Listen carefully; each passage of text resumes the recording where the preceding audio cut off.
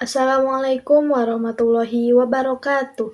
Perkenalkan, nama saya Depianur Alpiani dari kelas 10 Akuntansi 2. Di sini saya akan menceritakan mengenai detik-detik proklamasi kemerdekaan negara Republik Indonesia.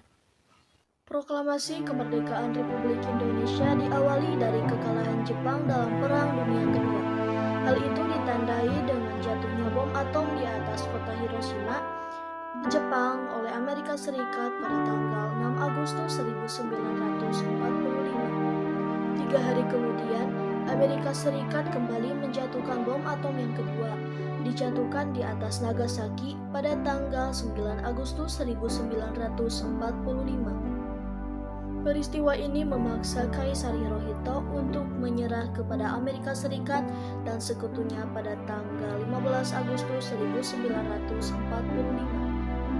Kabar tersebut kemudian beredar dari siaran radio. Golongan muda pun kemudian memaksa Soekarno dan Hatta untuk memanfaatkan situasi tersebut dengan menyatakan proklamasi. Namun, Dwi Tunggal Soekarno dan Hatta menolak karena belum ada pernyataan resmi dari pemerintah Jepang. Pada 10 Agustus 1945, Dwi Tunggal Soekarno dan Hatta didampingi oleh Raji Manudyo-Diningrat diterbangkan ke Dalat Vietnam untuk menemui Marsikal Terauchi. Pada tanggal 12 Agustus 1945, Marsikal Terauchi mengumumkan bahwa Jepang sudah berada di ambang kekalahan. Pemerintah Jepang menyatakan untuk segera memberikan kemerdekaan kepada Indonesia dan proklamasi kemerdekaan Indonesia dapat dilaksanakan. Sepulang dari Dalat, Soekarno dan Hatta diamankan oleh para pemuda di bawah pimpinan Soekarni, Khairul Saleh, dan Wikana pada tanggal 16 Agustus 1945. Ibu Fatmawati dan Guntur turut dibawa ke Rengas Dengklok dengan harapan Dwi Tunggal segera memproklamirkan kemerdekaan Indonesia.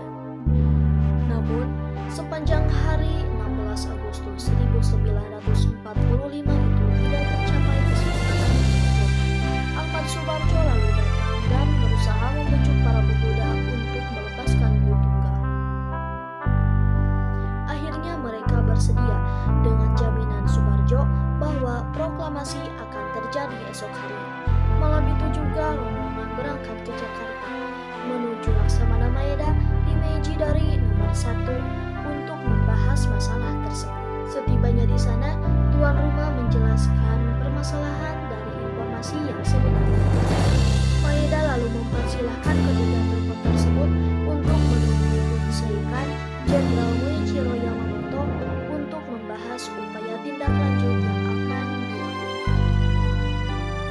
Namun, setibanya di markas Bunseikan di kawasan Gambir, mereka bertiga mendapat jawaban yang mengecewakan karena Jenderal Nishimura yang mewakili Bunseikan melarang segala bentuk upaya perubahan situasi yang dilakukan. Mereka diharuskan menunggu sekutu datang terlebih dahulu. Ketiga tokoh tersebut bersepakat bahwa Jepang sudah tidak dapat diharapkan lagi dan kemerdekaan Indonesia harus segera dirancang. Anggota panitia persiapan kemerdekaan Indonesia yang menginap di Hotel Des Inden segera dikawal oleh Soekarni dan kawan-kawan untuk menuju rumah Maeda. Teks proklamasi kemerdekaan Republik Indonesia disusun oleh 3 tokoh nasional, yakni Insinyur Soekarno, Muhammad Hatta, dan Ahmad Subarjo pada tanggal 17 Agustus 1945 pukul 3 waktu Indonesia Barat. Naskah teks proklamasi dirumuskan di ruang makan Maeda. Naskah teks proklamasi yang asli ditulis tangan oleh Insinyur Soekarno. Naskah sebanyak 2 alinea itu selesai disusun dalam waktu 2 jam kemudian. Naskah teks proklamasi kemudian diberikan kepada Sayuti Melik untuk diketik kembali ketika teks disetujui. Kemudian, naskah teks proklamasi diberikan kembali kepada Insinyur Soekarno untuk ditandatangani. Kemudian, tepat pada pukul 10 waktu Indonesia Barat, hari Jumat, tanggal 17 Agustus 1945, tepatnya di Jalan Pegangsaan Timur nomor 56, Teks proklamasi itu dibacakan oleh Insinyur Soekarno didampingi oleh Muhammad Hatta. Naskah teks proklamasi itu dibacakan dalam suasana khidmat. Proklamasi kami, bangsa Indonesia, dengan ini menyatakan kemerdekaan Indonesia. Hal-hal yang mengenai pemindahan kekuasaan dan lain-lain diselenggarakan dengan cara saksama dan dalam tempo yang sesingkat-singkatnya.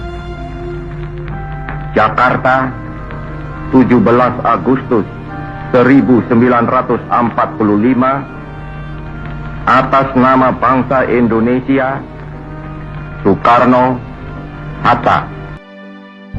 Kemudian, bendera merah putih yang dijahit oleh Ibu Fatmawati dikibarkan oleh seorang prajurit peta yang bernama Latif Hendraningrat, serta dibantu oleh Suparjo dan seorang pemudi yang membawa nampan berisi bendera merah putih.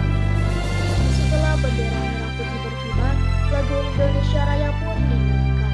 Berita momen pembacaan teks proklamasi kemerdekaan Republik Indonesia pun disebarkan lewat berbagai media, baik itu radio, surat kabar, dan telegram. Demikianlah sejarah peristiwa detik-detik proklamasi kemerdekaan Republik Indonesia dan momen pembacaan naskah teks proklamasi pada tanggal 17 Agustus 1945. Wassalamualaikum warahmatullahi wabarakatuh.